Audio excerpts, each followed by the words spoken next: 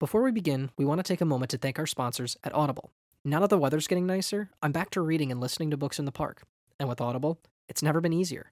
Every month, I get 1 credit to pick any title, plus 2 Audible originals from a monthly selection.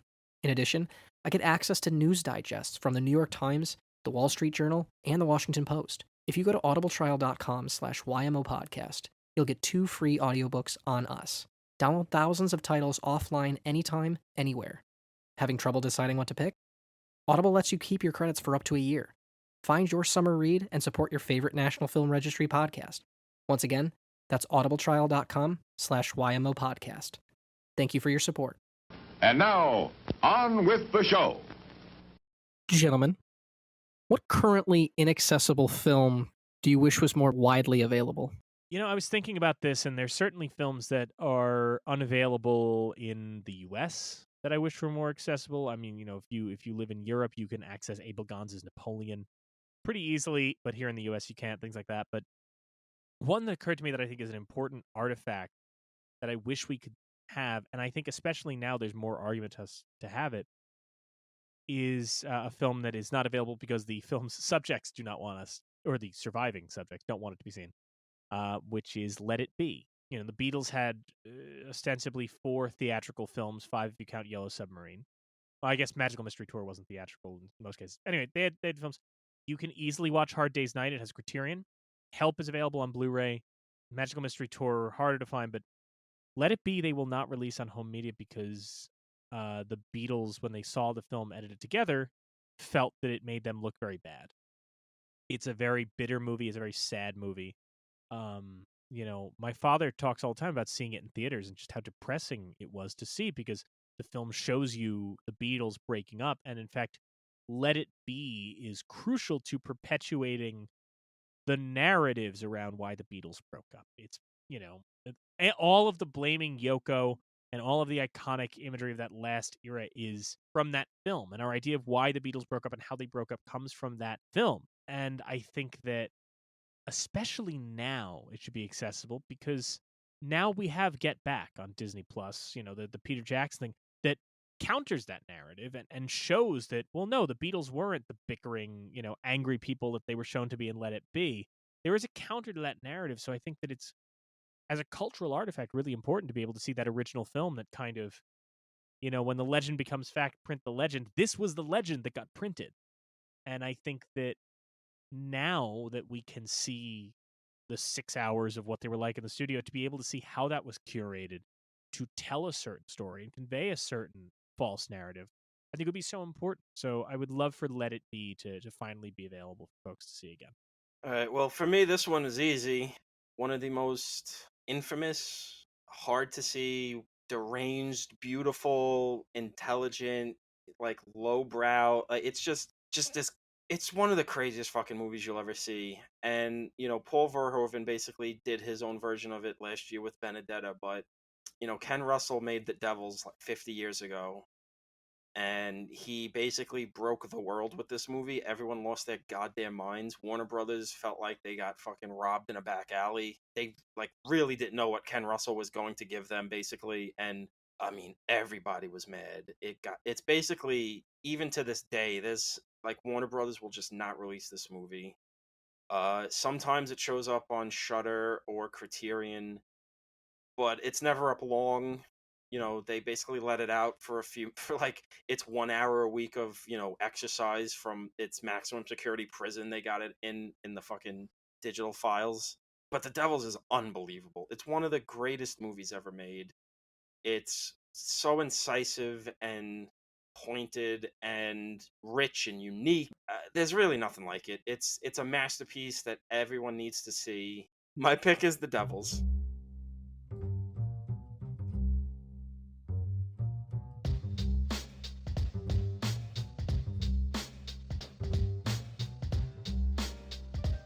Every year since 1989, the Library of Congress has selected 25 films to add to the National Film Registry. The criteria? The films must be culturally, historically, or aesthetically significant. Each week on You're Missing Out, we take a look at one of these films to try and get to the heart of why they were selected and why they still matter. This week, we're discussing a student film that's not from Mike and Tom's college film class. Danielle Scruggs joins us for 1978's Killer of Sheep. Our guest today is a photo editor, photographer, and the founder of Black Women Directors, a digital library dedicated to highlighting Black women and non-binary people in film. Danielle A. Scruggs joins us today to talk about Killer of Sheep. Danielle, thank you so much for joining us. Thank you so much for joining us. Welcome, welcome, welcome. Oh, it's a pleasure to be here. Thank you. I'm very excited for this. I've been excited for this. To peek behind the curtain a bit, there are times where when we're booking this show, we reach out to people we know or people who, we know. And there are certain times where I will be up front with the boys on the show and I go, look, this is a long shot, but I would really just love if we could pull this off. And this is definitely one of those for me. So it's incredibly cool that you're here. Really Oh, cool. thanks. So especially because, Tom and I also work in media. And so even just in that regard, I fully understand if you would, if you took the stance of I will never look at unsolicited emails I receive in my inbox. So I would not blame you in the least if you just saw a random email and went, no, I don't want to even see what's in there. Archive. Like. So Archive, not even delete. Well, at least even that's more polite than we would expect. I had remembered, and I can't remember where it was on some social media channel, I think, but I remember you posting about Killer of Sheep being a favorite film of yours, and how influential it is, and even just obviously with your work as a photographer, that the visuals of this film and how that translates over, you can obviously see that. So obviously that's one reason I wanted you, but also this show, we focus on the National Film Registry. We focus on that because we're very passionate about film preservation and kind of rethinking the canon. One of the things that I love, and I say this a lot on the show about the National Film Registry, is whenever one of these big magazines puts out their list of the 100 greatest films of all time, they're usually the same films. And that's nothing against those films. But one thing that's cool about the National Film Registry is in its second year of existence, we get to talk about Pare Lorentz and Charles Burnett and Maya Deren, names that don't show up on those lists a lot, and they should, but they don't. Julie Dash gets 2 movies in the registry. Julie Dash is not getting put on a lot of these lists. It's definitely a good benefit of not having to worry about clicks and everything, and just making sure the people are happy, or if they're angry, it's about a pick that everybody knows this movie, so they can talk about it instead of like actually, well, what's the best, most important movies? Well, we don't have to worry about the subscriber base. We just got to worry about being honest and accurate. So it's very good. Heck, this past year, a film that we've been riding hard for, Cheryl Dunye's Watermelon Woman, finally got in. Yeah, that's another favorite of mine. Oh, I love that. It's our pride because we end each episode saying what we think should be in the registry, and then we make our submissions because the public can submit. And boy howdy, let me tell you, when Kyle was reading us off what got in the next year after we'd made our submissions, and I had submitted Watermelon Woman, as did many other people. I'm not saying I'm the only, but the sheer unbridled exuberance I felt of like, good, it's there, because it was, that's another one I feel like, much like the film we're here to talk about today, was hard to find for a while. I feel like that was. Yeah, it was. It's one of those movies that I always heard about, but like it was just so hard to access it. And then finally, I want to say like I either saw it on Criterion or Canopy, one of those, and I finally saw it. And I was like, where has this movie been? Like all my life. Like this is an amazing movie. And yeah, so I'm really glad that it's in the registry and that more people are gonna be able to access it and like know about it and like how amazing of a filmmaker Cheryl Dunye is. So, and we saw that because I think a theater that Tom and I used to work at was doing a screening of women directed films, and a testament to how hard some of these are to find. One of the other ones we screened was Just Another Girl on the IRT. Oh yeah, It is so hard to find a print of that film that the theater contacted the director. Oh wow. Like, hey, would you want to come do a Q&A? Also, can we have a print of it? So we were screening her copy, while while she was waiting to do a Q&A after the film. Was Wow, yeah, that just goes to show you just like just in general how difficult it is for specifically for Black women directors to get like proper distribution and to get proper like streaming rights or like DVD rights like because even like a few months ago I hosted a screening of well originally it was supposed to be a movie by Jesse Maple, but like there were just so many complications with like getting the print that like it just we ended up screening something else. But yeah, like that just kind of shows, and then that also kind of gets into what ends up becoming canon in the first place. Because then like if something isn't accessible, if people can't watch it, you know, 5 times a week, like after it gets like released on video or DVD or whatever, then like then yeah, like it becomes hard to like think of that film as like being part of the canon because like not everyone has like this shared collective experience of it the way that they would, like a Martin Scorsese movie or like a Francis Ford Coppola movie. now that's why I wanted to talk a little bit before we get into Burnett and Killer of Sheep. I want to talk about some of the work you do with Black women directors and this project of yours and your own efforts to kind of help make these things accessible, and also I think help people just find out about these films, because I think one thing all of us share as I think it's fair to say big old movie nerds is that I hate to throw out that label, but is that there are so many movies that I think you hear about. If you're interested in stuff, you read about it and you can't find it, and then it just becomes the kind of thing that you just desperately want to see. There's so many of those in that Yeah. category. I mean, I was just threw on because obviously in prepping for this, I was thinking about that whole LA Rebellion movement, which I'm sure we'll get into. And Sankofa was a film that for so long was just a thing that you'd read and go, sure would be swell if someone made that available. And now it's on Netflix. It's just sitting on Yeah. Netflix. You can just watch it, which to me just feels insane as Which one is of these things that always existed as a, well, I guess, maybe someday. Oh, Well, I was really lucky enough to see Sankofa when I was in college Oh, wow. because I went to Howard, and so Haley Garima like um he taught at Howard, and so like they had like a copy of Sankofa at the library, and so yeah, like when I saw that, like it was just really eye opening because it was just like I'd never really seen a movie like that before. It was so truthful. And it was like a movie told in a way where it's like, oh wow, he's like really not pulling any punches. And then it made sense because like when you talk to him or like when you hear him speak, it's like that's very much like how he is. And so like kind of seeing a film that like reflected like this kind of giant personality that he has. At least like he has like a giant personality to me. Like he's just very like oh my god.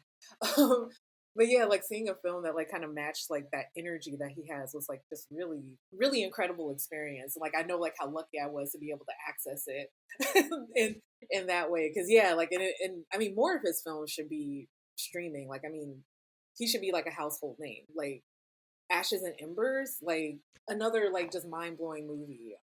Bush Bomber, And you can't find anywhere either, I feel yeah, like. yeah, exactly, exactly. It's like there's so like he's made like all these like legendary films, and it's just like it. I guess like in a way, part of like the legend gets burnished by the fact that like it's so hard to find. But at the same time, it's like, but I would like to be able to just like put on Netflix or Hulu and just like have like a whole collection, like LA Rebellion collection, like like that would be amazing. Like because like these are movies that definitely need to be seen. Like it's like yeah, and for sure, Killer of Sheep is like another one of those that falls under that category.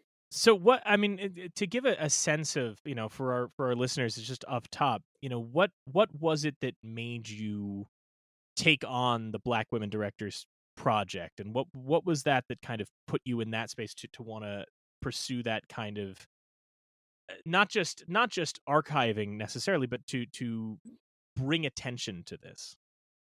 Oh yeah, it was more so like I just wanted to like learn it for myself. It was just like one of those things where it's just like um reading about film, a lot of times when people talk about race in film, they talk about Black men. And then when they talk about women in film, usually they're not talking about Black women.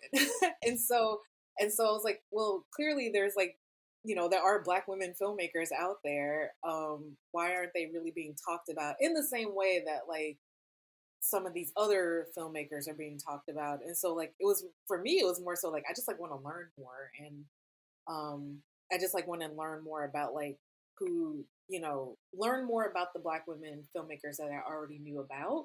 But then I also wanted to like do more research for myself and just see like who else is out there, who else is making this work. And, because I know like it's more than what's being talked about in like mainstream conversations. And so yeah, I actually started it as a Tumblr back in 2015. And yeah, like it was more so I have to give a shout out to Sisters in Cinema. That's like another website and documentary by Yvonne Wellbon, who's um documentary filmmaker based in Chicago. And she had this website, well, specifically like US based Black women filmmakers. And so when I was like creating the Black women director site, like I knew that in addition to kind of pointing out people based in the US, I also wanted to point out people based, all over, and like kind of really focus on like the diaspora, because like there's also there's just like so many amazing Black women directors who are just like based all over the world. And so like I wanted to, so yeah, I just like wanted to just learn more for myself. And then it was just one of those things where it was almost kind of like as soon as I published it, people started writing about it. People were like asking me about it. They're like, oh, you got to make sure like you add this person and make sure you have this person too. So like that, so that showed me right there that there was like this real kind of like craving for that information the way that I wanted it. Like there was like so many other people who wanted that information as well, and who wanted to make sure that Black women kind of like get their, get their proper due, like get their proper citation, because that's something else that happens a lot with Black women, like in so many different spaces. Like they don't get credit for the work that they do. Like they're not cited properly. Like they're not, like we're not always thought of first when it comes to being like an innovator or at the forefront or at the vanguard or something. So like that's something that I also wanted to address and make sure that like, yeah, like this should be top of mind, like the same way that like you name check like any other director, like, you should be name checking like Zainabu Irene Davis or like Julie Dash or, like all these other like amazing Black women who are making really important contributions. Now, before we dive into Killjoy, I just want to say this: I'm enjoying this conversation topic too. I was curious. Do you think part of that too, and this might just be me, the especially now interest from a lot of people online and people around our age in Black women directors and these Black directors of who had made these films both in like the 80s, but especially 80s and 90s in particular. I do wonder sometimes how much that is that, at least for me, and I was a kid in the 90s, but I remember To Sleep with Anger being a big deal. I remember Eve's Bayou being a big deal.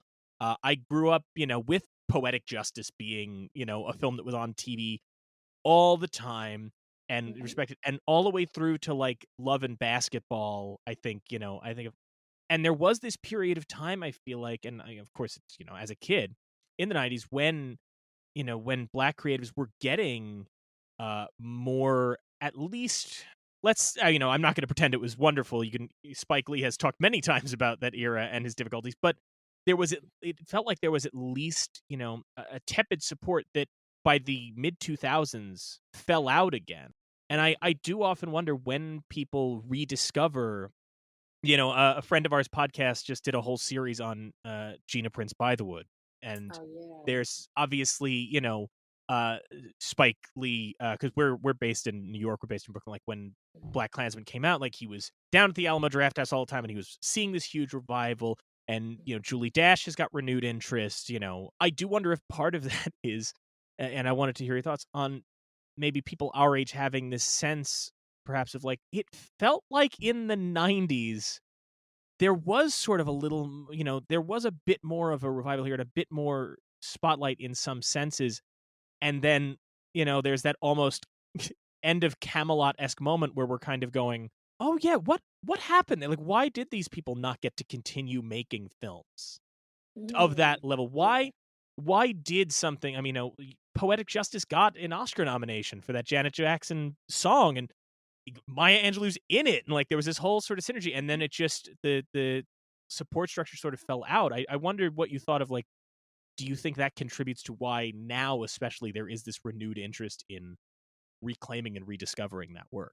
Well, I would say, well, actually, there is like a really interesting New York Times article about this. Like they interviewed several different Black directors who were coming up at that time, like in the '90s, like late '80s, and then throughout the '90s.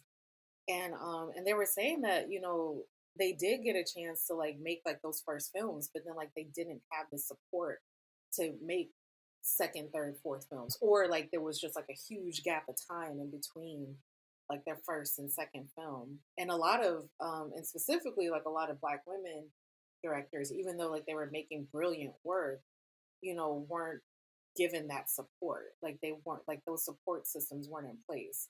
And then I mean, I don't know if it's so much about rediscovering, because like I don't think like it's not like those directors or those films were ever forgotten, or like Yeah. you know like when you're like talking about like Love and Basketball, or like Poetic Justice, or like those are things that are, or like Ease Bayou, like those are things that were like very much like part of the kind of ecosystem or like the atmosphere. So yeah, I don't know if it's so much about like rediscovering as much as it is about like wanting to just like wanting to make sure that people are getting their proper due, like wanting to make sure that like the people who gave us these stories and who gave us a language to describe like whatever it is might be going on in our lives or lives of people that we know, that like they're getting their proper due, like they're getting their flowers while they're still here, versus waiting until someone passes and then being like, oh, they were so great, they were so great. And it's like, okay, like, but can we also do that like while they're all still here? Like, can we like make sure to acknowledge like those contributions while people are still here to receive it? Which is also true of today's topic discussion, because Charles Burnett is still active, still out there on Twitter of all things. Which is crazy to think about. Listen, nobody's perfect. For me though, I mean, just my point of, it almost feels like all of this is kind of happening. One is an acknowledge, like a very specific push for more inclusivity with the stories we tell. So it's like looking back, because you can't make anything new if you don't look back. But it also feels like people are realizing the way that movies are so much more accessible now, and that we're realizing the ones that aren't accessible. It's almost, well, we go, well, what? Wait, we have Netflix and Hulu and even Criterion, which does much better curation work than those other fucking places. Then you got physical media companies just excavating old, hard to see movies. But it feels like people are starting to realize, like, well, we are kind of only, even with as much as we have now, we still only are getting like one specific kind of voice in the things we're excavating. And with this push in the last, I don't know, whatever, 5-10 years of let's get more diverse voices, it is like, well, we got all this accessibility now, like let's get these other stories. Like how many more, how, as much as I love Italian horror movies, it's like, well, how much more effort can we put on restoring old Italian guys making crazy fucking sleazy horror movies, when there's other voices we can, to freshen up our pop culture day. Sometimes I don't, I have, like, if you ever check my letterbox, like I have like ADD, like I can't watch the same thing over and over again. So I try to, like, I watched like an action movie today. What do I want to watch today? I want to watch something calmer, or different point. I feel like that's kind of a big thing that's helping this too, is that now that it is ostensibly easier to watch movies, people are not content with what the studios as usual are pushing upon us. So I don't know, maybe that could be an angle. I don't know. I'm just a guy on the internet talking. But yeah, I think, and I agree with you, Danielle, about giving people their flowers while they're here. But I do just remember when Harriet came out, And Mm. I just remember because we were working in a movie theater at the time, and a coworker of mine was just like, "Right, remember Cassie Lemons? Like these movies were good." And I think part of that too is like there's a little bit of, as we broaden the canon, there is also a sense of looking at, films that we perhaps grew up with and we perhaps saw. I mean, as I acknowledged up top, like I remember seeing Poetic Justice on TV a lot. It aired all the time. And even so, again, a friend of ours podcast did a series on John Singleton. And it really wasn't until I was listening to, people talk about it and dissect it that I kind of was able to recognize, like, right, this movie that was on a lot, and that I kind of just absorbed as like, well, of course, this is a movie that's on TV. Like, right, this does deserve more of a reappraisal and an assessment, and also not necessarily all the time a positive reappraisal. That's the other thing that I think has come about is when we talk about film in general, it's not just a matter of what voices got to tell stories, but what stories we approved of and what stories we kept perpetuating. And I think that that's a particular thing, when you look at Burnett's work, which is what we're going to talk about now, especially Killer of Sheep, not the most accessible film. And it also actively refuses to conform to the kind of poverty narratives that American cinema embraces, or the, any of the narratives that especially 70s cinema would have accepted, traditionally.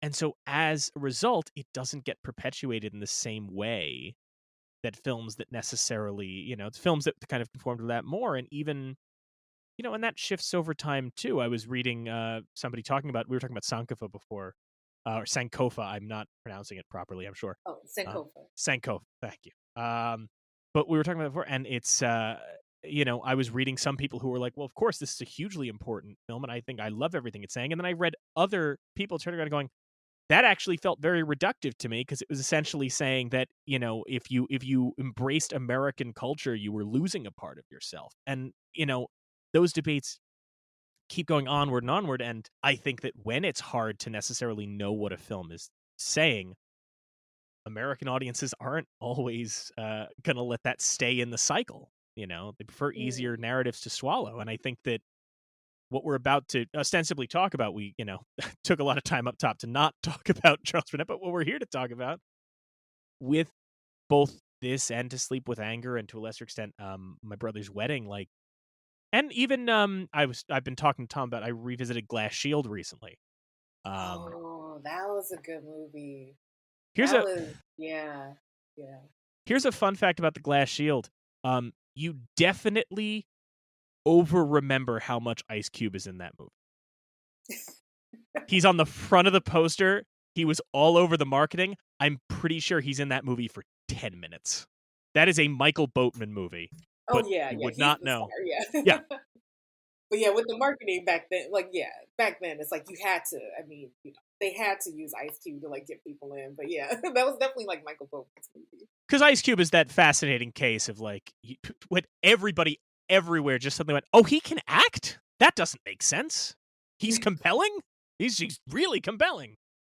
Yeah, he's good. Like, he was really good in Boys in the Hood. Actually, I recently rewatched Boys in the Hood, and I was like, these are all like really incredible performances, and especially Ice Cube. Like, I thought like he definitely got like plenty of recognition for it. Like, everyone was just like, that was like his breakout role. But yeah, I feel like he definitely should have got awards for that, because he really made Doughboy into someone you could really empathize with, and he wasn't just like, he could have definitely been a caricature, but he wasn't. So yeah.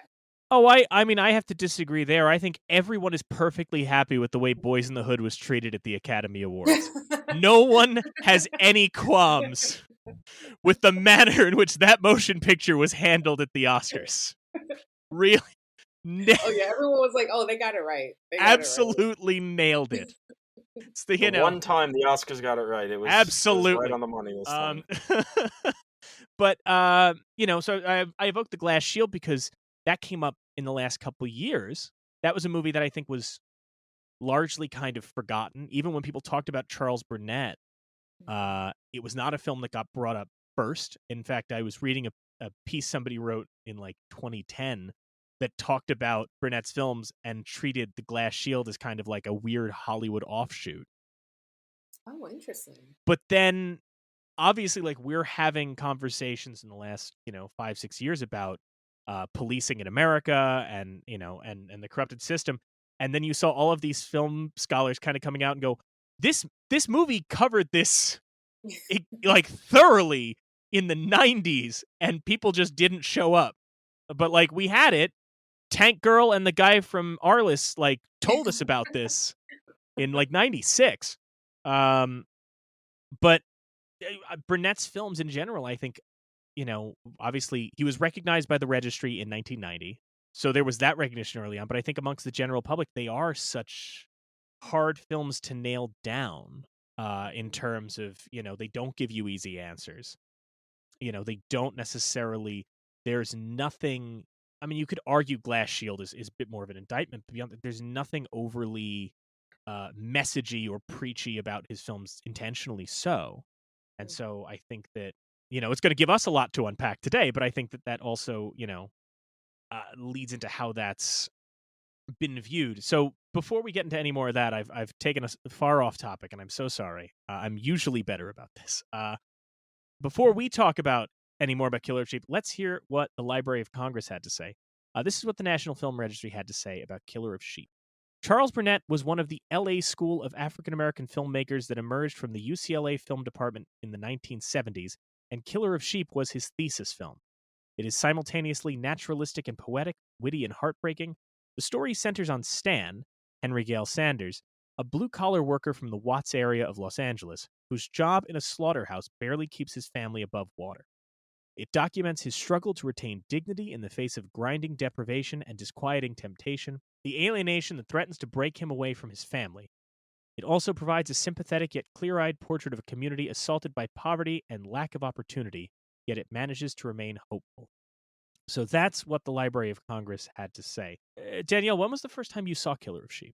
The first time I saw Killer of Sheep was in 2007. It was at Music Box Theater in Chicago.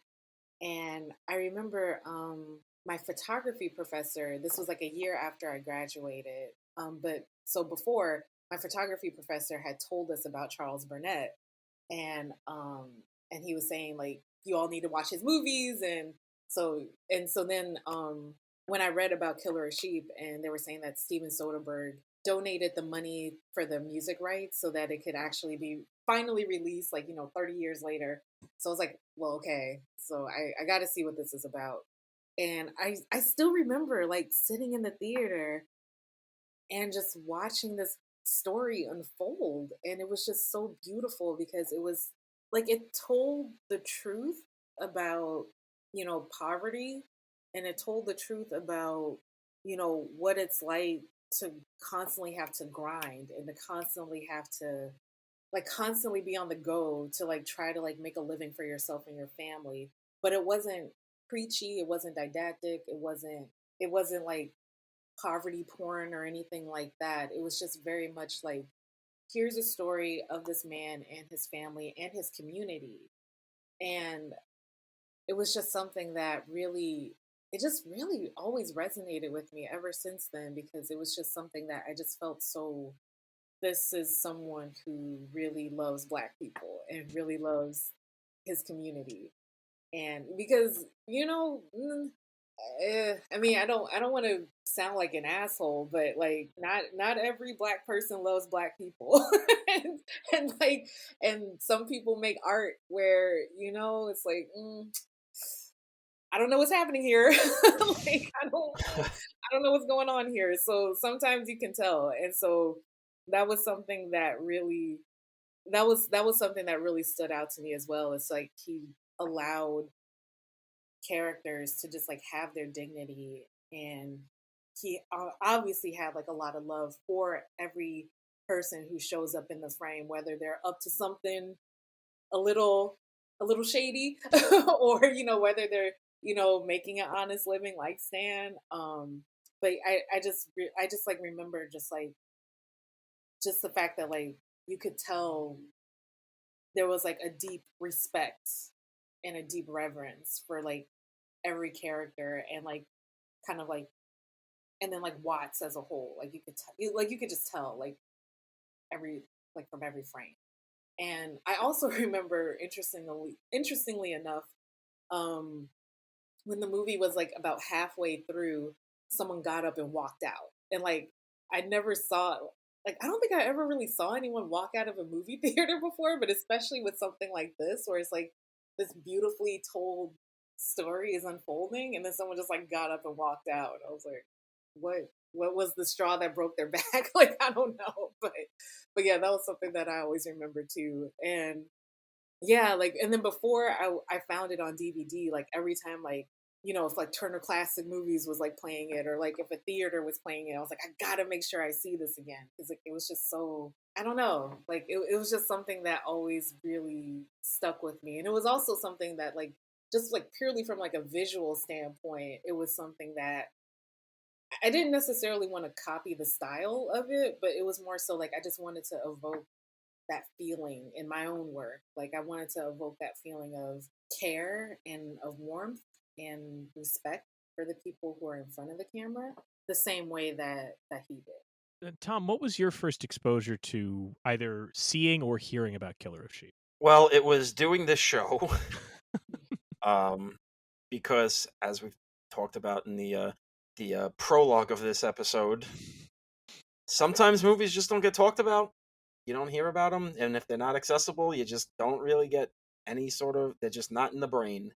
And yeah, I'd never heard of it. Came up in this season of the show, and when I get movies like that where I don't know what the fuck they're about, I want to go in as blind as I can. So I went in.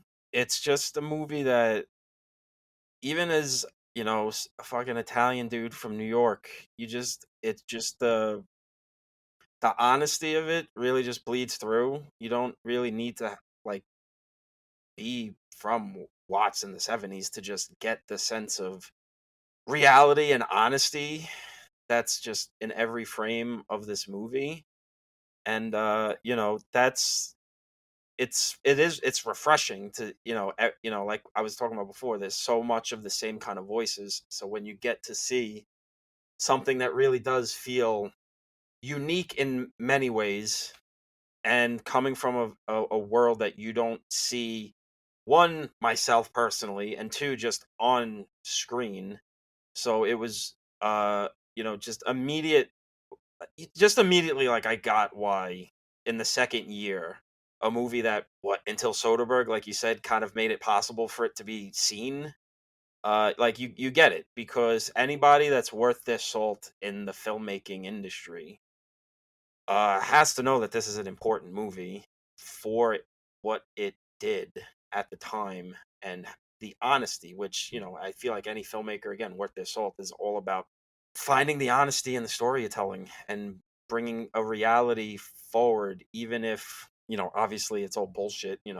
It's not a documentary, it's all make believe, but there is an emotional honesty and environmental honesty, I guess is a thing I would say. It's just, Danielle mentioned like Scorsese and Coppola get talked about all the time, and it's because they're some of the best at just bringing you into a world and showing you what it's like and getting that reality. And Burnett, I mean, clearly is one of the first to get these faces, this neighborhood, this kind of world on screen in a real way that isn't a movie where like Fred Williamson spin kicking somebody.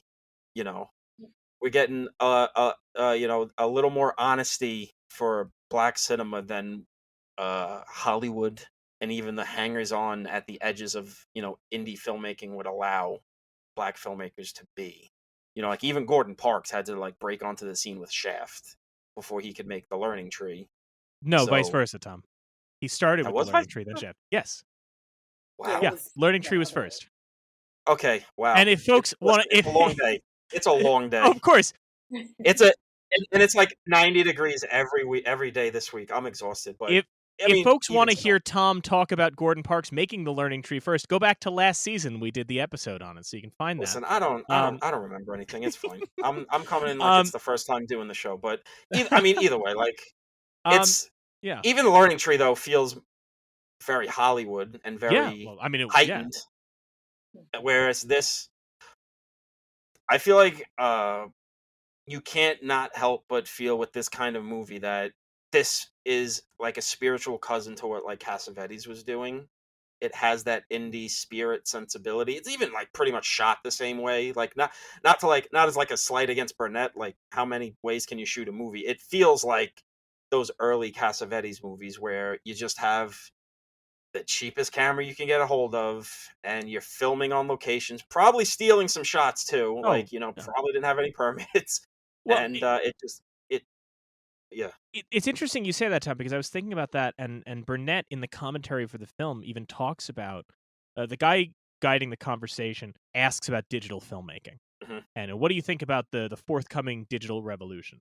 And Burnett talked about, he goes, I think it's great that it's easier to make movies. He goes, but I think that when you don't have to think about lighting and you don't have to think as much about every image you're going to shoot, you lose something.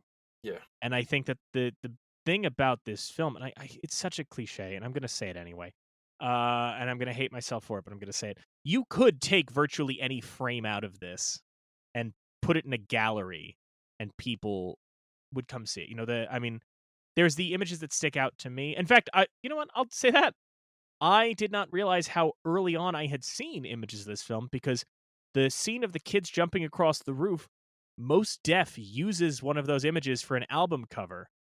I cannot remember which album it is, but Big Static. Yeah, thank you. Thank you. yeah. not even to like say that it's not well shot film or anything. Like it is a it is a it's a well made movie. It's just got that grittier, Yeah. almost like docu feel that Cassavetes was doing, or even Yes. like there's just a limitation to what you can do with how much money you have. So it even feels like the movies like Romero was making between Night of the Living Dead and Dawn of the Dead, where it's just very little money. We're kind of using what we got, and we're doing the best we can because obviously it's film. You can't just run and gun, but it's got that immediacy. And the deliberateness, yeah. Yeah, there's a deliberate quality. It has an immediacy to it. It's Yeah.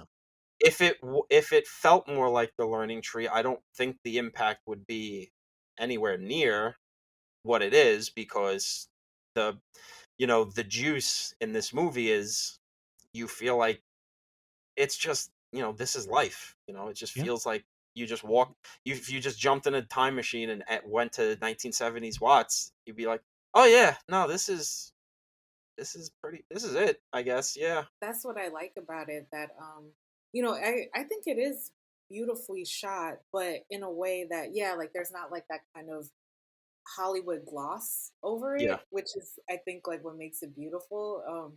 And and I really like Charles Burnett's blocking in Yeah. particular. Like the way he blocks his scenes are like I'm kind of like obsessed with it because like it reminds me a lot of theater and just like the way that he'll frame people within other people or like the way like just like the angles that he'll choose to like make sure that like you can see kind of like everyone in a frame all at once. Like I feel like that's something that's like pretty particular to him, like the way he blocks scenes. And a lot of like Killer Sheep reminds me of like Roy De Carava's photos in a way. Like there's like the way like he uses light, the way like he uses the way like he's not afraid of shadow. Like I keep thinking of that scene where the two of them are dancing in the Oh, living room yes, together to This and Bitter Earth. just Yeah. yeah, that's like one of my all-time just like favorite cinematic moments. And I just love that like he shot it in a way where like yeah, like he's not afraid of like the shadow in the scene and it's just like beautiful movie even though like it doesn't like you were saying like there's definitely like that grit there but like there's like beauty within that. And yeah, like I think like if it was shot in like that kind of yeah, if there was like more like that Hollywood gloss over it, if there was like more of that like steady cam and like if there was like all of that, like I think something might have been lost from like how immersive I guess it feels. I was just gonna jump off. Talking about blocking and everything. That's again, that's a thing that's lost with the digital transition. And it's a sign of like a true filmmaker, is that you have a limited amount of film, you got to make it stick, so you got to tell the story through blocking, which a lot of movies these days are kind of losing. And that is the thing that helps sell the reality of this movie, is that it's not a documentary, so he's making deliberate choices, and he has to specifically choose where everybody's standing to get the info across and to get the reality across, because he can't just press record, I should say, and just drone around for 10 minutes where nobody's who cares where people are, we'll edit it around, whatever, it's fine. It's a really good masterclass in a way of directing within within limitations. And I think that, to that point, Tom, I want to counter that. I think there's also that, in one sense, in the financial sense, directing within limitations, but also directing without any, in terms of, we're talking about the Hollywood of it. I think that when we're talking about how he shot the film, part of it, when we're talking about, to Hollywood, is that, as I think that it is not to say that any of the shots in the film are not thought out. It's that they're not overthought. And by that, I mean, like, Danielle, you work as a photographer, and I don't want you to say anything that could get you in trouble. But that said, I do. when you have, when you can kind of frame and shoot the images as you see them, versus having a client who is giving you, very precise and very particular notes. We've all in our own ways had to sort of please a client that is sending us a lot of notes on how we want to do things. When I'm talking about like an overthought shot, I do wonder if, that kind of conflict of, okay, on the one hand, like, okay, this person's gonna throw a lot of, scrap my way to kind of do things in a particular way, versus like what you can kind of do when you are left to your own devices of, it's me, it's a camera, and I can kind of find the environment myself. That's a really good analogy. Because that happens a lot, and it's interesting too, because like you're ostensibly getting hired for your own particular style, but then if a client wants something like very, very specific, and they're like, no, it actually needs to be like this, and the lighting needs to be like this, and it's like, okay, we're gonna work with that. And you can definitely still find moments within those limitations to still kind of like bring your own style, or like your own eye to creating an image. But yeah, at the same time, that is like a lot different than when you're just kind of like going out on your own, and you're like, okay, no one's assigning me anything, no one's giving me any parameters. I'm gonna just kind of just kind of go for it and see like what I come back with. There's also like some beauty within like limitations too, as far as like if a client is like giving you specific parameters to work within.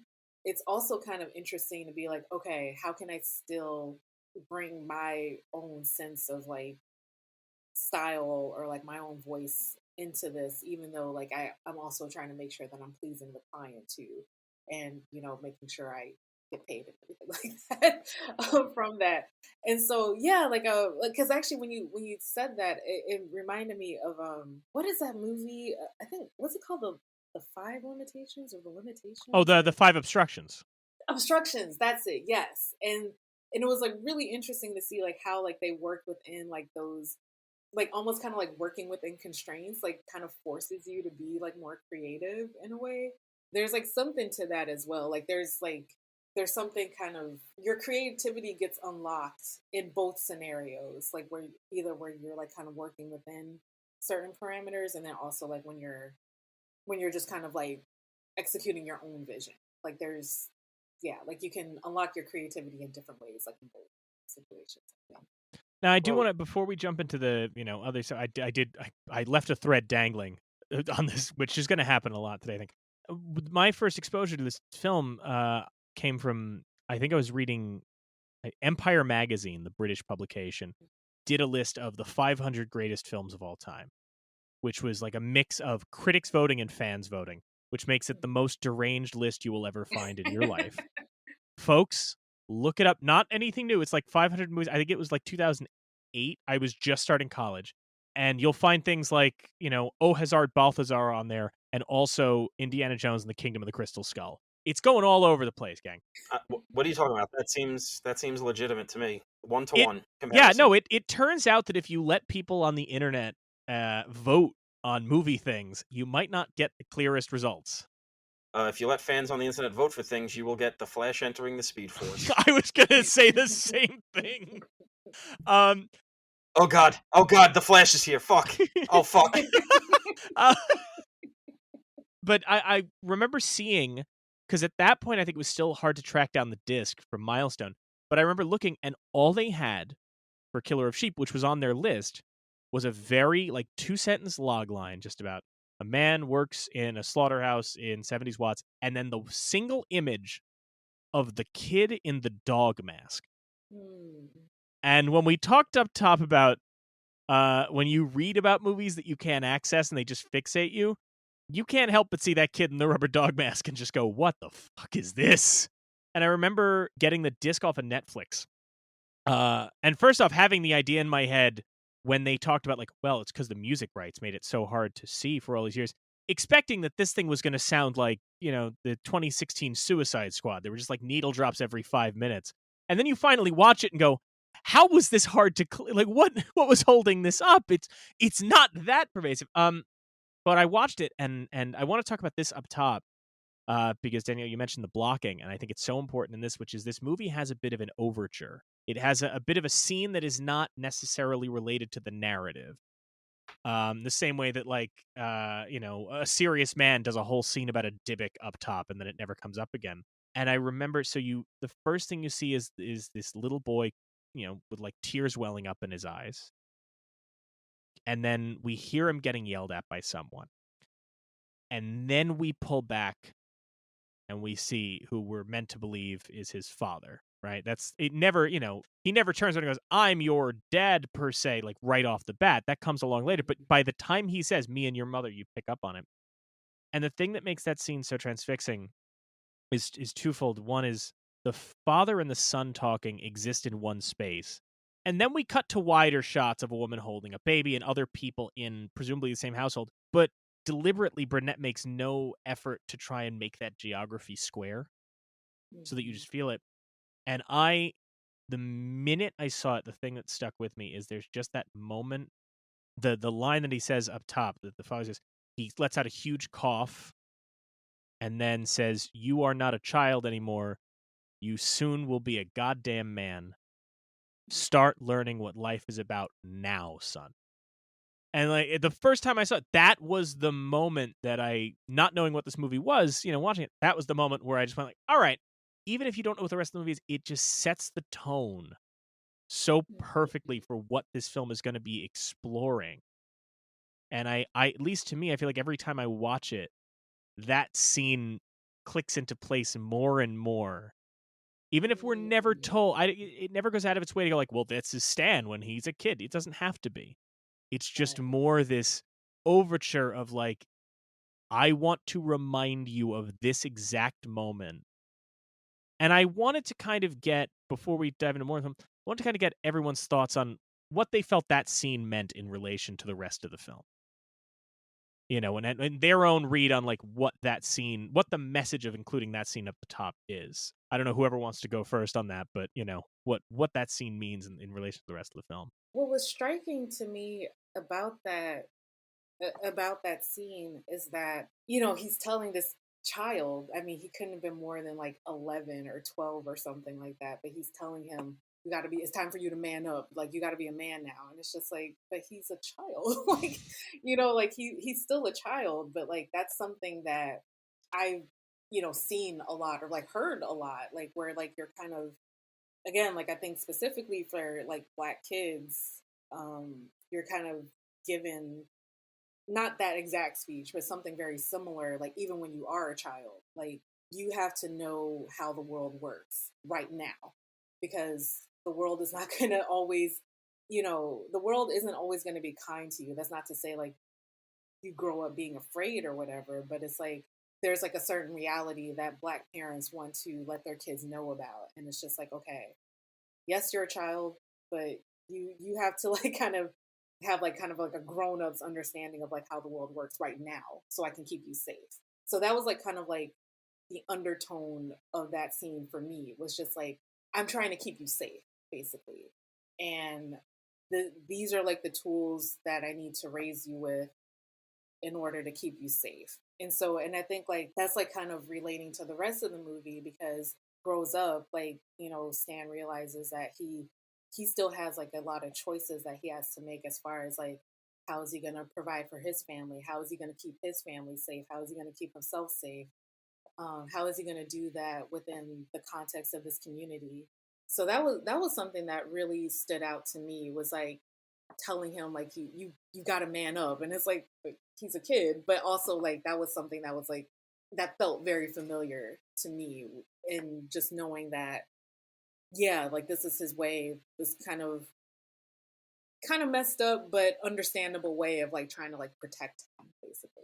I mean, not too dissimilar, honestly, because that it really, again, for what little I fucking know, it's very, it is seems to be a thing in America that black kids have to grow up a lot earlier than us white folk, because the world isn't going to treat them with kid gloves the way we do. How many times do we have to see on the news?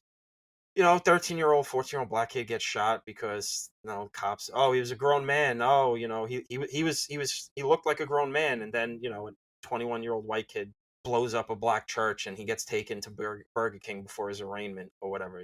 So that felt very much like, okay, I get what this scene is going for, and then the way it's setting up, in my view, the rest of the movie is that Stan, as rough as his mental state might be, this job is kind of destroying him in a very specific way because he's literally killing sheep. That kind of heaviness is weighing on him, as are the shitty wages and having to support his family. It does feel like it is saying that this guy, for all the strain and stress in his life, he does have a better grasp on things than a lot of the other people in the movie. Maybe I kind of just go back. I kind of latch onto the scene where two guys come to get him to like help them kill somebody, and he's like, no, I don't want to do that. Like, what why would I do that?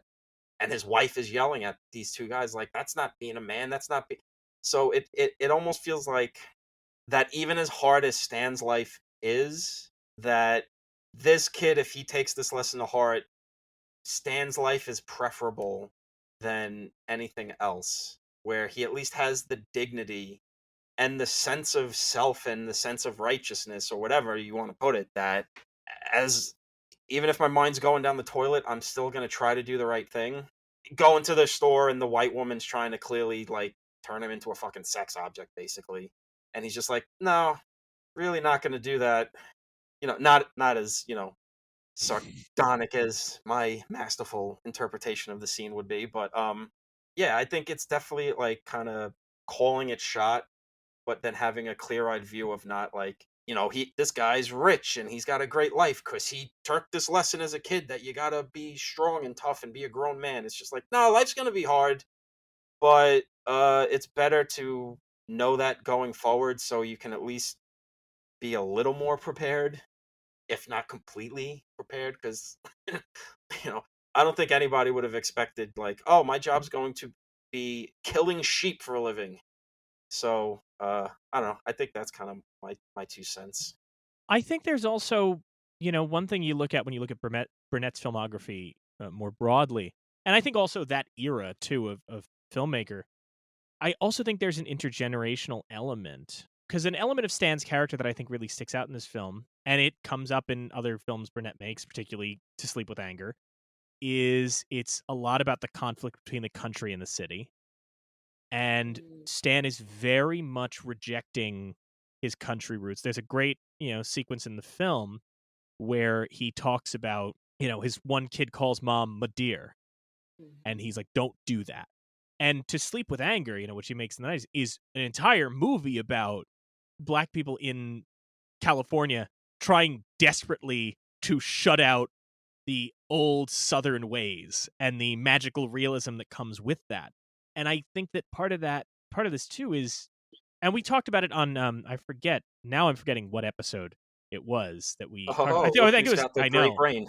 I think it was Learning Tree when Larry Strong was on, but I think we were talking about like he made a point about like one of the other struggles is intergenerationally amongst people of color in this country of any kind of like there is also this like the old ways versus the new ways and how things generationally change in that conflict because what you have to do to survive in the 40s and 50s is different than what you have to do in the 60s and 70s.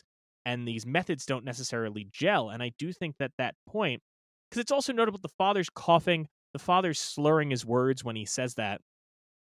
There is definitely an element, I think, to this that what Burnett is showing is also like, this is the moment that fucked us all up.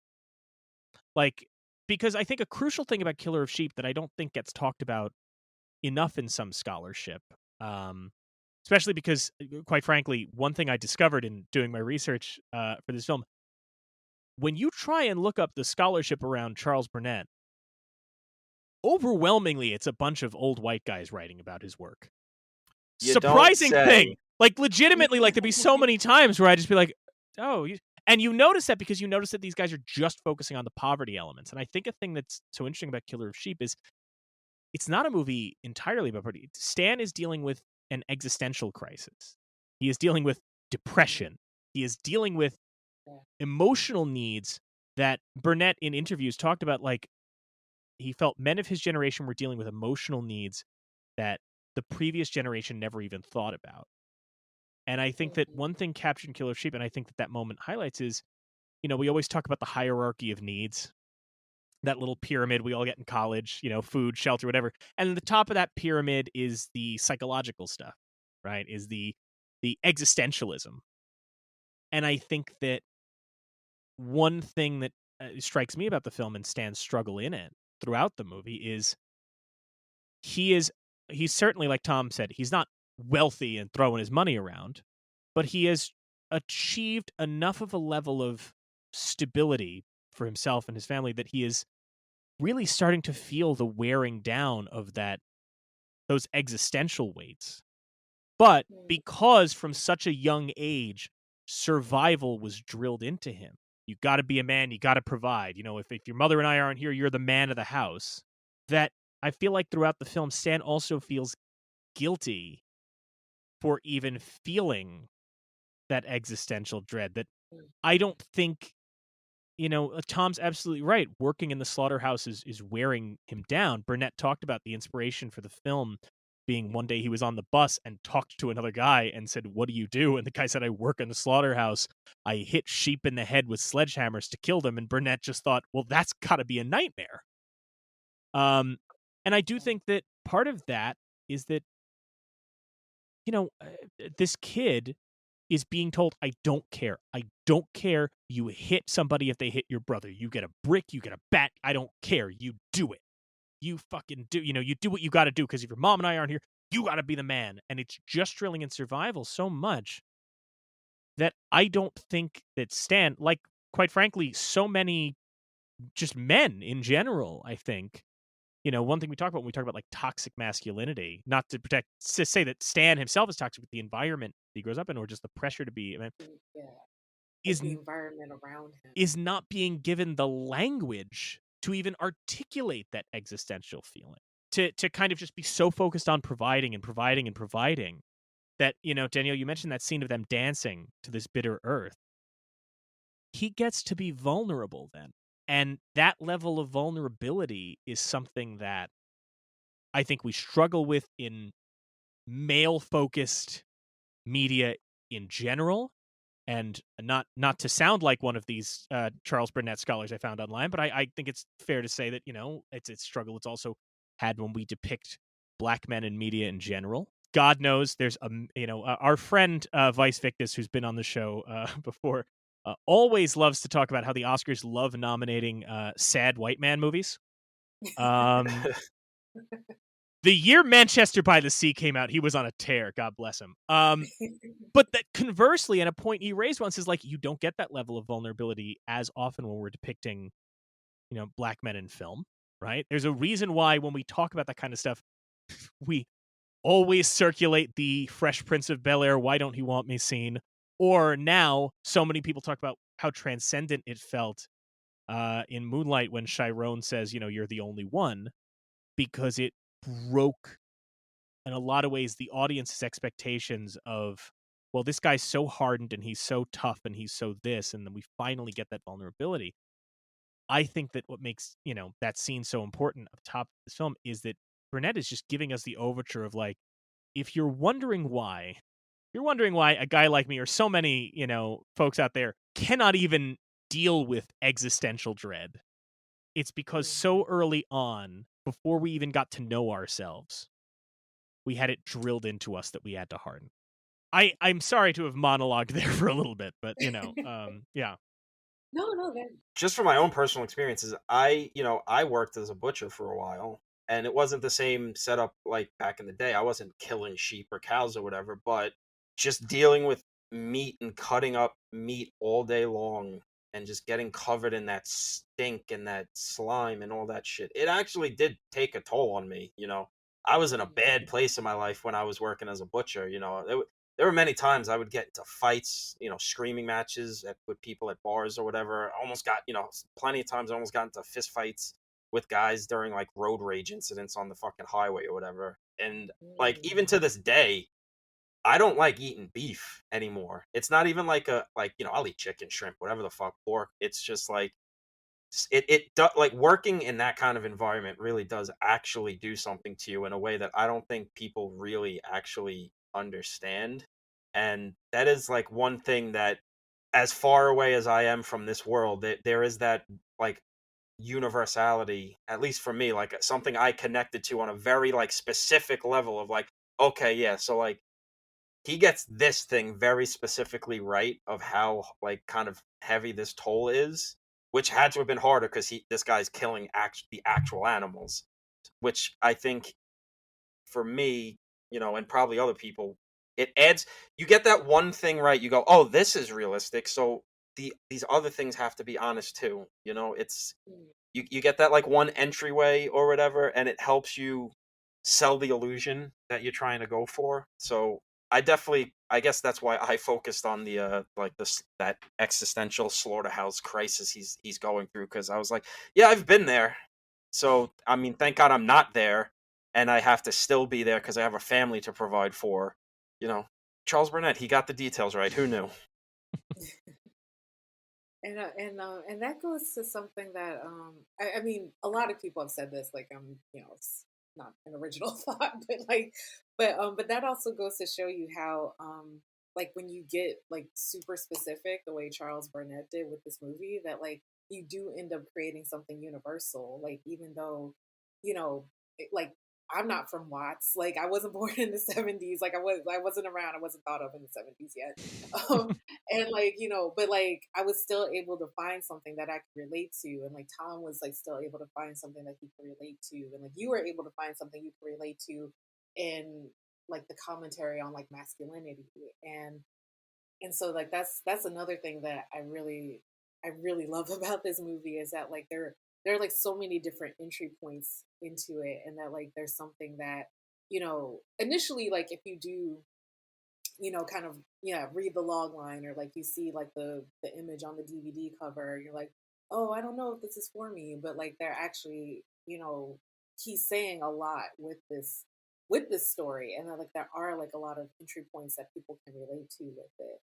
And yeah, that was actually something else that I was going to bring up, that this is also you know just like a really good exploration of like depression and ennui, and like Yep. the fact that like it's you're seeing it within this black man, and like I think that that's really important too, because like that's something that I think now that conversation is happening a lot more, thank goodness, because like oof, it needed to be had a long time ago. But so the fact that like he was thinking about this in like 1978 and was thinking like, okay, you know what, we need to talk about this, y'all. Like, like this is something that maybe like the previous generation like just didn't even really have space to think about. because like you're in survival mode, right? Like you're in, because like I think about like my grandparents' generation and just like everything that they had to go through. And like I'm sure they probably were having existential crises, but like there was just no space to even try to explore that or like what that meant. And so the fact that like Charles Burnett in like 1978 was saying like, okay, like we actually do need to talk about this, or like we actually need to show what that looks like. And not and again, what I like about this movie too is that like he's not being on the nose, he's not being so on the nose about it. He's not being like, hey Stan, I think you might be depressed, like no one's saying anything like that, but like you do get the sense of there's something going on here, like there's something going on the surface, like underneath the surface, like what's really happening to him here. And so like that's something that like I really, again, like just kind of shows that like Charles Burnett was like really kind of like ahead of his time too, because like he was willing to explore something like that again like in 1978. So yeah, like that's something else that like really is like fascinating about this story too, that like it, as specific as it is, like a lot of people who watch it are able to find something of themselves reflected. Well, I've said it, I say it all the time, is that the more specific you get, the broader your storytelling can be. The more Mm. audiences you can reach, because the more specific you are, the more honest it is. But I mean, honestly, just jumping off your point, I think it's even more impressive because it wasn't even really 1978. He shot this in 72 and 73. Oh, that's right. That's right. It was released. Right. That's what it was. But so I'm thinking of that, like what's Hollywood doing at the time? Basically there is no indie scene for the most part. So what's Hollywood doing at the time? I don't think Hollywood really even got to depression or ennui or whatever until like 3-4 years before this, when The Graduate came out. So he definitely was like, oh wait, we can do this now. And so for him to even like, again, like you was like all the stuff you were saying, but like that quick for him to, and at such a young age, this is like his student film basically. This is his thesis, Right. for Right. him to have such foresight and such being able to read the tea leaves basically of like, okay, The Graduate kind of broke new ground, so let me kind of break further ground by getting like a grittier, not like, it's not like fucking Training Day or whatever, but like a grittier, like down to earth Cassavetean, like look into depression within this world that we don't get to see. So it's like this multiple layers of him being forward thinking and seeing, like looking at past things. He had to have seen Cassavetes movies because this is so Cassavetes. But then I'm now convinced he had to have seen The Graduate, and to kind of take all of that and then make his own new thing that nobody was really allowing people to do in, like, again, multiple different instances. Movie about poverty that's not a poverty porn movie, that's about black people, that's not about how they were slaves or whatever, or all this shit. And a movie about a guy dealing with depression that's never telling you it's about depression. Like, it is all these things that just really is just truly incredibly impressive, just from like just as one artist to another. I'm like, fuck, man, you saw, like, you really like had your finger on the pulse and really were able to take the things from the past and make something that is just reverberating 50 years later in like incalculable ways. Like, that's just fucking crazy to me. Again, Charles Burnett, who knew? I do want to say, Tom, it is funny you say that when you go, well, he had to have seen this, because one recurring thing you discover in the scholarship around this film is how many people go, well, it's obviously influenced by the Italian neo-realists. It's obviously influenced by De Sica. It's obviously influenced. And then you find any time it gets brought up to Burnett himself and somebody goes, so obviously Vittorio De Sica, the Italian neo-realist, and his consistent answer is, yeah, no, I didn't really watch any of that. Like, I saw some Brazilian films that influenced me, and maybe some genre noir. Yeah, I didn't really get into the Italian stuff until years after. And it's one of the other thing with Burnett is he's so modest and soft spoken, and like you listen to the commentary and it's just him going, oh yeah, okay, yeah, and then like the interviewer will try and prod him and be like, now do you juxtaposing the young children in Watts with sheep going off to slaughter, do you obviously there's some symbolism there you were trying to convey, and he'll just go, I mean, there's something to that, yeah. All right, like he's giving you another. I love it. But Tommy, you're also talking about The Graduate. Another thing that's interesting. This kind of covers a lot of ground that, from that year, 67, you've got The Graduate. You've also got the intergenerational conflicts of Guess Who's Coming to Dinner. And you've also got one of the ultimate city versus South movies that wins Best Picture that year, which is In the Heat of the Night. And then 2 years later, you get a movie that is, I think, if Killer of Sheep takes a look at like, oh, I know you've seen the shiny Los Angeles, let me show you, the other side and the reality of this. For me, in 69 you have Midnight Cowboy, which attempts to do the same thing with like, listen, you go a little south of Times Square, let me show you what we got going on. There's so much of that, and I think Tommy right to point that out, that he does kind of pull in all these different elements. But in terms of what influences him, it's so fascinating that he's kind of just going, whenever somebody tries to ask him where it came from, he very much kind of just goes, oh, yeah, just things. I mean, a lot, of course, also comes from his own childhood. He talked about like jumping across the roofs is a thing he used to do as a kid. Hitting, caps with rocks he used to do. He knew somebody that would sleep with car parts so that nobody stole them. Like, all of that is shit he just had from his real life. Which is also, I guess, fascinating that in the commentary, I guess the thing that struck me a bit, and I'm certainly not going to speak to, I don't know the history of the Watts neighborhoods or anything like that, but he, in any detail, but he makes this film that is very much about trying to depict the place he grew up and counter a narrative and be like, yes, this may look bad to you. It could be easy for somebody from the outside to kind of go like, they're throwing rocks, they're blowing up gun caps. This is a nightmare, but here's the beauty and the dignity of it. But then you listen to the commentary on the DVD, which is recorded in the 2000s, and Burnett slips into that thing where he goes, I mean, when I was growing up there, you had to be able to fight, but you knew you'd survive. Nowadays, it's, these kids today down there, it's so much worse, and it's, it's so bad, the kids today.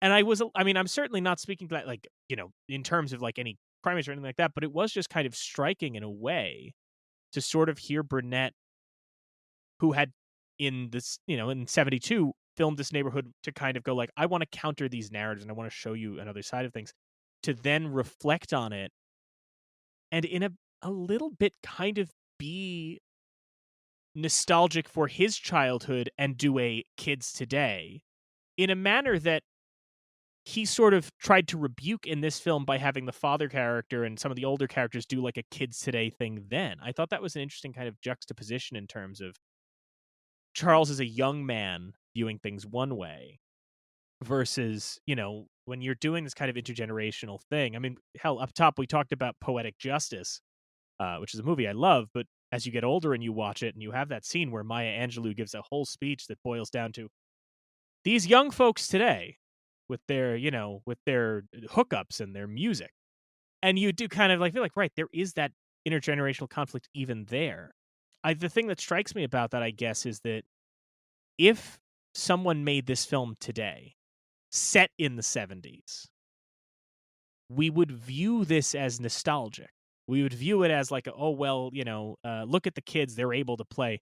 There's something about the way that he shoots this at that particular time, I think, that doesn't give it a nostalgic quality, nor does it give it a condemning quality. There is not the, Tom mentioned poverty porn, the quiet dignity of the poor that even De Sica brings to his Italian neo-realist films, where it's like, oh, isn't this terrible?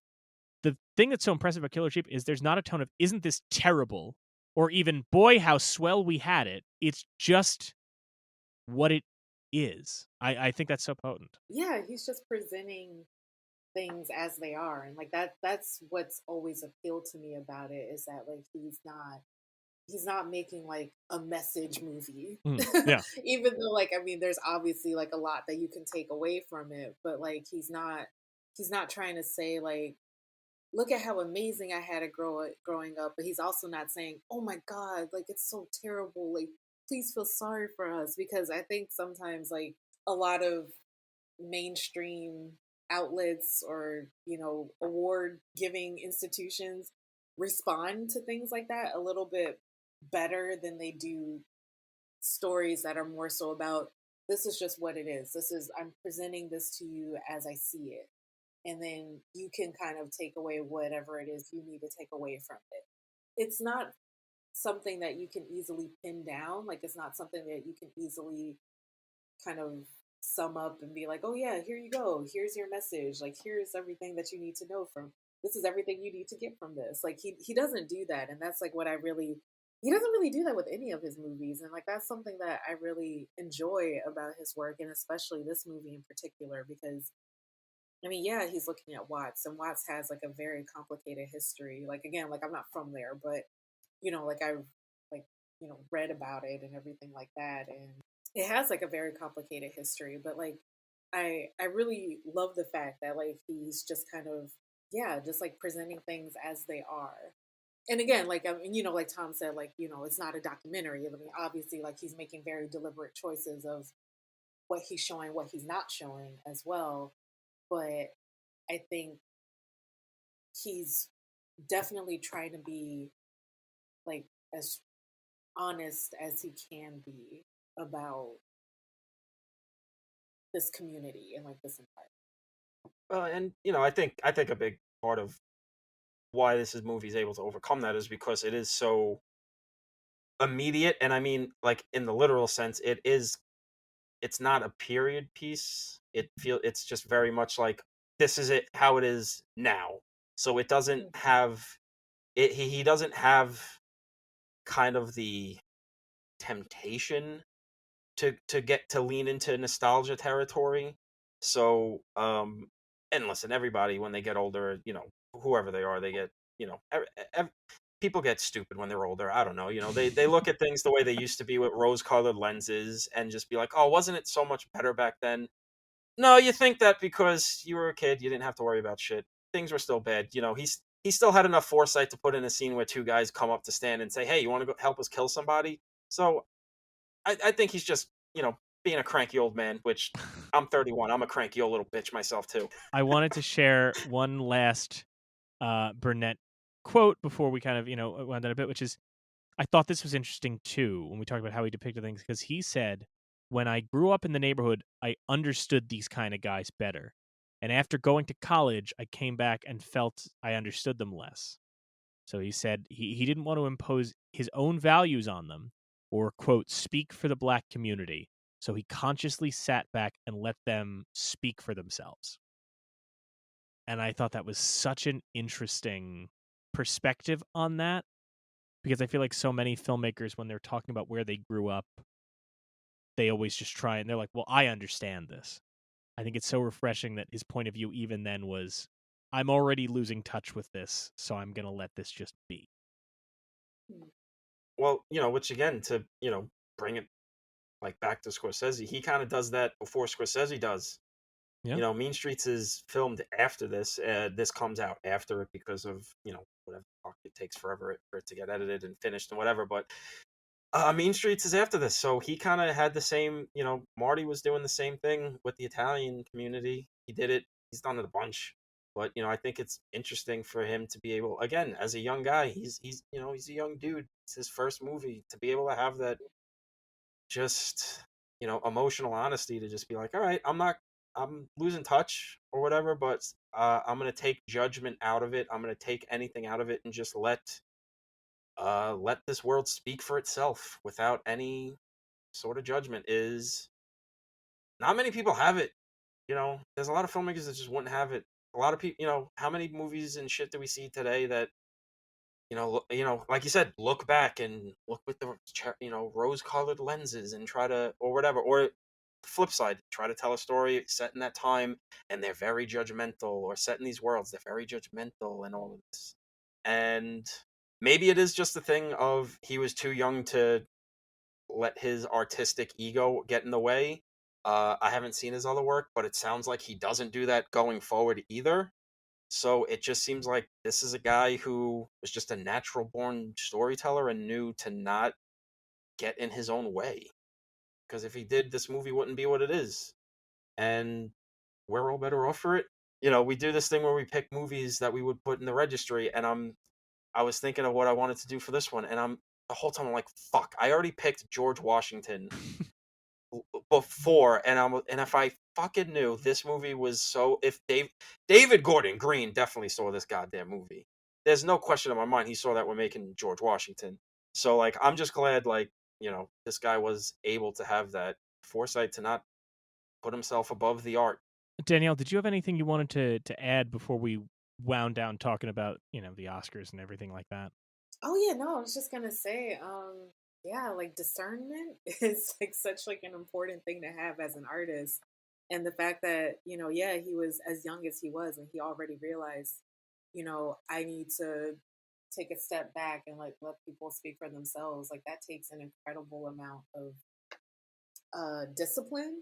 And like Tom said, like a lack of ego as well to be able to do that, because um I think a lot of times, I'm trying not to get myself in trouble, but I'm just gonna say it anyway. I think like a lot of times, I think like a lot of filmmakers like don't have like that level of discernment, and like, and I'm thinking about filmmakers who are like far older and who have more experience, and they don't know to like take a step back and say, you know what, maybe I'm not the right person to insert myself into this particular narrative. Let me like prioritize other people's voices, right? So like I'm not the only voice that this project needs. Like I need to bring in other voices, or I need to like let this community speak for itself so that the art ends up being better for it, even if I can't take all the credit myself.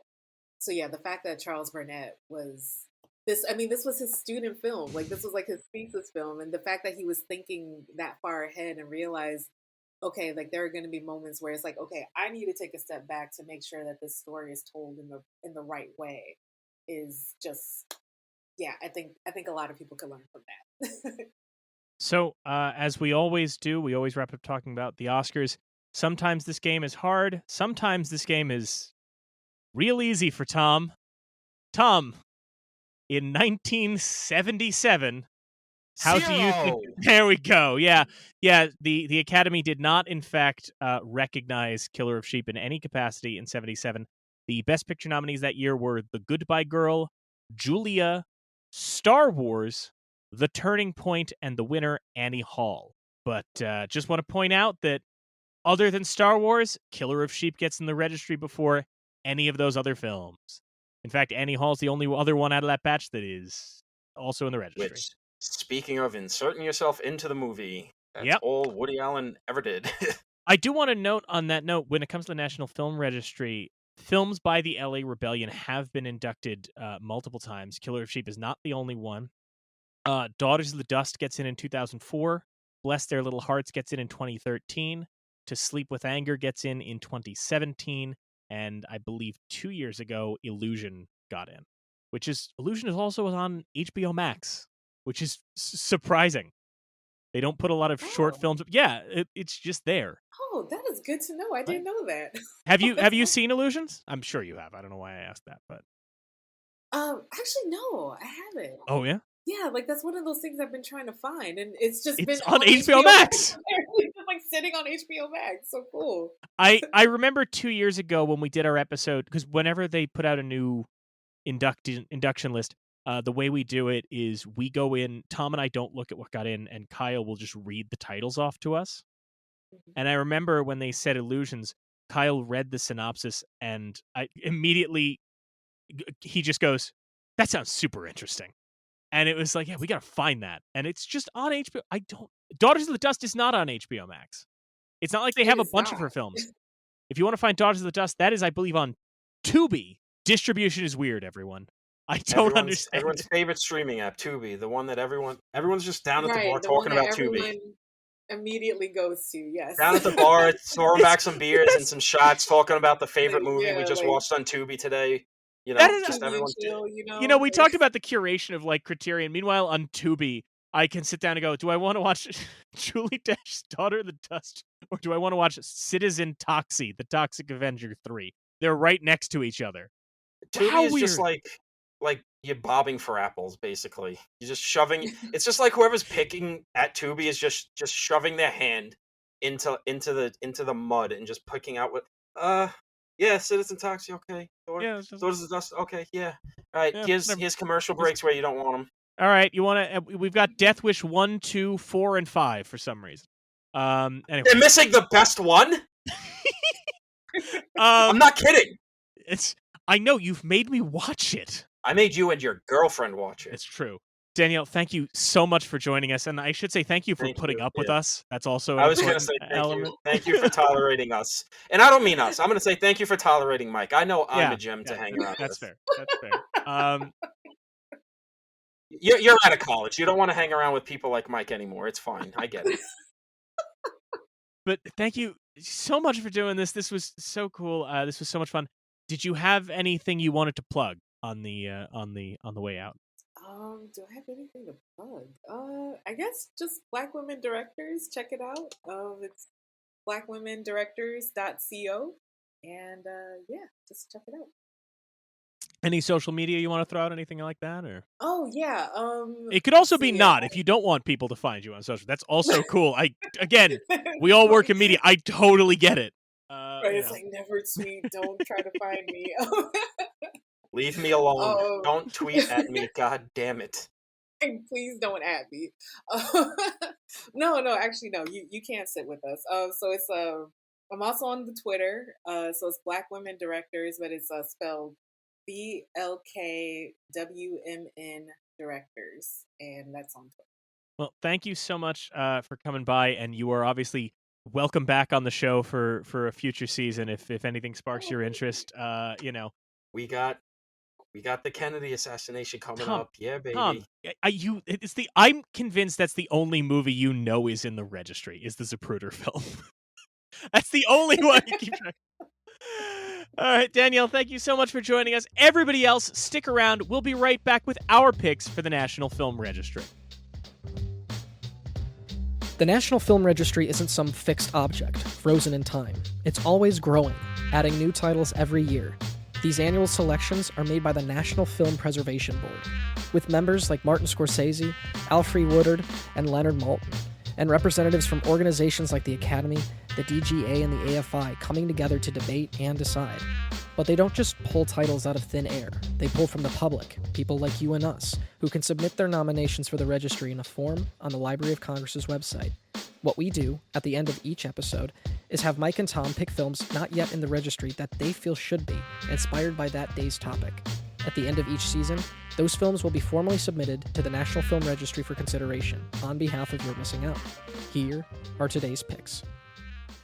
All right, well, as I said in the episode, I kind of fucked myself by picking George Washington on an earlier episode. So I had to, really kind of figure out what I was going to do here. And I didn't really overthink this one. I kind of just wanted to go with something simple. A movie that so I wanted to pick something that I felt like was an important movie for Black cinema. But one that wasn't like a direct descendant of this. I didn't want to really send people off to like, in an ideal world, they like kind of double feature what our picks are, or triple feature, I should say, like the movie we're doing and our picks. And I didn't want to throw them something heavy. So I wanted to pick an important movie in Black cinema that's pretty light. And I watched it recently, and I'm putting up Eddie Murphy's Boomerang. There's not many like romantic comedies about like mainstream Black romantic comedies where the main character is a well-to-do Black guy. He's not like some shifty like whatever dude from like the streets or whatever, and he's handling a bunch of chicks and he's got to learn how to be like it's like, no, he's a well-to-do guy. He's he's smart, funny, he's rich, he's just the high. It's kind of like what this movie is doing in its way of not doing the cliches. And it's really funny, it's really romantic, it's very well done. It's a shame that it didn't do well when it came out, which kind of broke Eddie Murphy and sent him on that like fucking 20-year Norbit spiral. But I think it's a great movie, and I think people should watch it, and I think it's an important movie in the Black cinema canon, and I think more people should watch it. Just got a Blu-ray, so you actually can watch it, so definitely do that.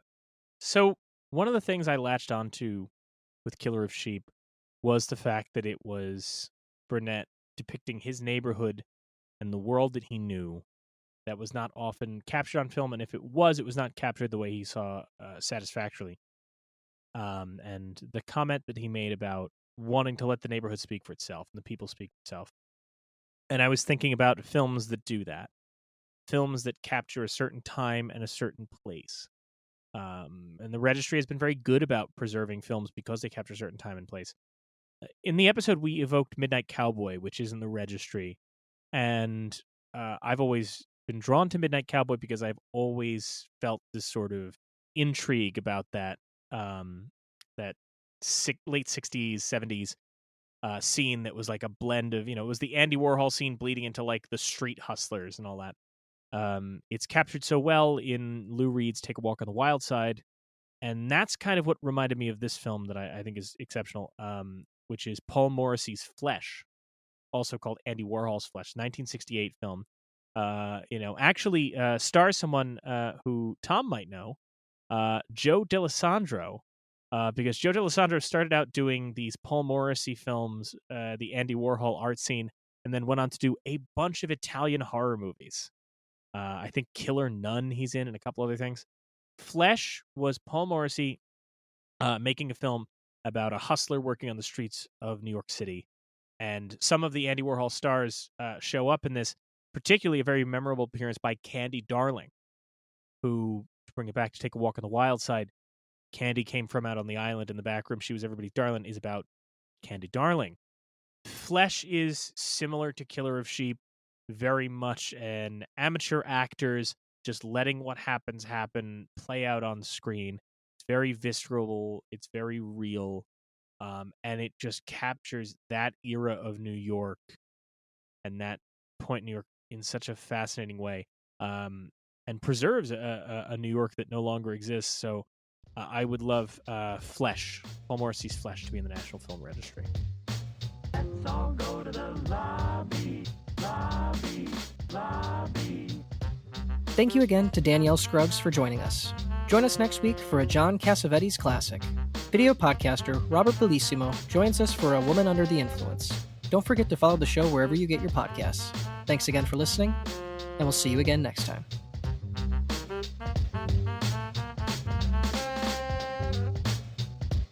Here on You're Missing Out. They honor movies of historical, cultural, or aesthetic importance on the National Film Registry.